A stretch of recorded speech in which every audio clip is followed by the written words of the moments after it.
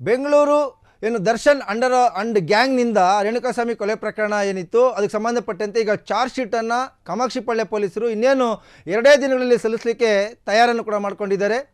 ಇನ್ನು ಈ ಒಂದು ಪ್ರಕರಣಕ್ಕೆ ಸಂಬಂಧಪಟ್ಟಂತೆ ಇಂದು ಒಂದು ಹೇಳಿಕೆಯನ್ನು ಕೊಟ್ಟಂಥ ನಗರ ಪೊಲೀಸ್ ಆಯುಕ್ತ ಬಿ ದಯಾನಂದ್ ಅವರು ಈಗಾಗಲೇ ನಮ್ಮ ಎಲ್ಲ ತನಿಖೆ ಮುಗಿದಿದೆ, ಸ್ಕ್ರೂಟ್ನಿ ಕಾರ್ಯ ನಡೆಯುತ್ತಿದ್ದು ಕೆಲವೊಂದಷ್ಟು ತಿದ್ದುಪಡಿ ಮಾಡಬೇಕಾಗಿದೆ, ಹಾಗಾಗಿ ಇನ್ನೊಂದು 2 ದಿನದಲ್ಲಿ ಚಿತ್ರದುರ್ಗದ ರೇಣುಕಾಸ್ವಾಮಿ ಕೊಲೆ ಪ್ರಕರಣಕ್ಕೆ ಸಂಬಂಧಪಟ್ಟಂತೆ ನಾವು ಚಾರ್ಜ್ ಶೀಟನ್ನು ಫೈಲ್ ಮಾಡ್ತೀವಿ ಅಂತಕ್ಕಂಥ ಒಂದು ಮಾಹಿತಿಯನ್ನು ಕೊಟ್ಟಿದ್ದಾರೆ.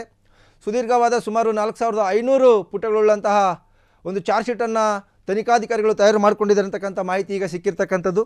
ಸೊ ಆ ನಿಟ್ಟಿನಲ್ಲಿ ಇನ್ನೇನು ಇದೇ ಸೆಪ್ಟೆಂಬರ್ 9ಕ್ಕೆ 90 ದಿನಗಳು ಈ ಒಂದು ಪ್ರಕರಣ ನಡೆದು 90 ದಿನಗಳು ಮುಗಿತಾ ಬರ್ತದೆ. ಸೊ ಹಾಗಾಗಿ 90 ದಿನಗಳ ಒಳಗೆ ಈ ಪ್ರಕರಣದ ಚಾರ್ಜ್ ಶೀಟನ್ನು ಸಲ್ಲಿಕೆ ಮಾಡಲಿಕ್ಕೆ ಬೆಂಗಳೂರು ಪೊಲೀಸರು, ಅದರಲ್ಲೂ ಕೂಡ ಕಾಮಾಕ್ಷಿಪಾಳ್ಯ ಠಾಣೆ ಪೊಲೀಸರು, ತನಿಖಾಧಿಕಾರಿಗಳು ಸಕಲ ಸಿದ್ಧತೆಯನ್ನು ಮಾಡಿಕೊಂಡಿದ್ದಾರೆ. ಮತ್ತು ಸ್ಪೆಷಲ್ ಪಿ ಕಡೆಯಿಂದ ಅದು ಸ್ಕ್ರೂಟ್ನಿ ಕಾರ್ಯ ಕೂಡ ನಡೀತಾ ಇದೆ. ಸ್ವಲ್ಪ ತಿದ್ದುಪಡಿಗಳಿದ್ದಾವೆ, ಆದಷ್ಟು ಬೇಗ ಅದನ್ನು ತಿದ್ದುಪಡಿ ಮಾಡಿ ಇನ್ನೊಂದು 2 ದಿನಗಳಲ್ಲಿ 24ನೇ ACMM ಕೋರ್ಟ್ಗೆ ಈ ಒಂದು ರೇಣುಕಾಸ್ವಾಮಿ ಕೊಲೆ ಪ್ರಕರಣದ ಚಾರ್ಜ್ ಶೀಟ್ ಏನಿದೆ 17 ಮಂದಿ ಆರೋಪಿಗಳ ವಿರುದ್ಧದ ದೋಷಾರೋಪಣಾ ಪಟ್ಟಿ ಅದನ್ನು ಸಲ್ಲಿಸ್ತೀವಿ ಅಂತ ಬೆಂಗಳೂರು ನಗರ ಪೊಲೀಸ್ ಕಮಿಷನರ್ ಆಗಿರುವಂತಹ ಬಿ ದಯಾನಂದ್ ಅವರು ಹೇಳಿದ್ದಾರೆ.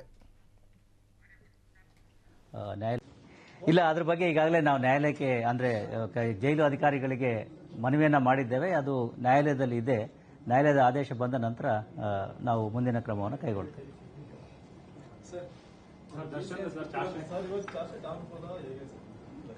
ರೇಣುಕಾಸ್ವಾಮಿ ಕೊಲೆ ಪ್ರಕರಣಕ್ಕೆ ಸಂಬಂಧಪಟ್ಟಂತೆ ಈಗಾಗಲೇ ಹೇಳಿದ ಹಾಗೆ ನಮ್ಮ ತನಿಖೆ ಸಂಪೂರ್ಣವಾಗಿ ಮುಗಿದಿದೆ. ಕೊನೆಯ ಘಟ್ಟವಾಗಿ ಈ ನಮ್ಮ ಸ್ಪೆಷಲ್ ಪ್ರಾಸಿಕ್ಯೂಟರ್ ಏನಿದ್ರು ಅವರ ಒಂದು ಸ್ಕ್ರೂಟ್ನಿ ಆಗಬೇಕಾಗಿತ್ತು, ಅದು ಕೂಡ ಆಗಿದೆ. ಕೆಲವೊಂದು ಅಬ್ಸರ್ವೇಷನ್ಸ್ಗಳನ್ನು ಮಾಡಿದ್ದಾರೆ, ಅವುಗಳನ್ನು ನಾವು ಈಗ ಕಂಪ್ಲೈ ಮಾಡ್ತಾ ಇದ್ದೇವೆ. ಅದಾದ ನಂತರದಲ್ಲಿ ನಾವು ತ್ವರಿತವಾಗಿ ಅಂದರೆ ಇನ್ನೂ ಬಹುಶಃ 2 ದಿವಸಗಳಲ್ಲಿ 1 ಅಥವಾ 2 ದಿವಸಗಳಲ್ಲಿ ನಾವು ನ್ಯಾಯಾಲಯಕ್ಕೆ ಅಂತಿಮ ವರದಿಯನ್ನು ಸಲ್ಲಿಸ್ತೇವೆ.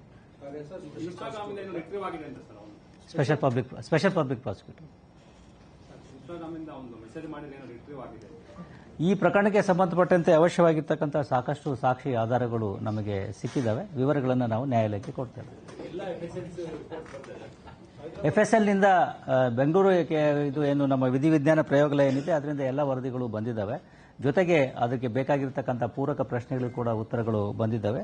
ಹಾಗೆ ಈ ನಮ್ಮ ಹೈದರಾಬಾದ್ CFSLನಿಂದ ನಮಗೆ ಕೆಲವೊಂದು ವರದಿಗಳು ಬರಬೇಕಾಗಿತ್ತು, ಕೆಲವನ್ನ ಕೊಟ್ಟಿದ್ದಾರೆ, ಇನ್ನು ಕೆಲವು ಬಾಕಿ ಇದ್ದಾವೆ. ಆದರೂ ಕೂಡ ನಾವು ಅದರ ತನಿಖೆಯನ್ನು ಬಾಕಿ ಇಟ್ಟು ಮುಂದುವರಿತಾ ಇದ್ದೇವೆ.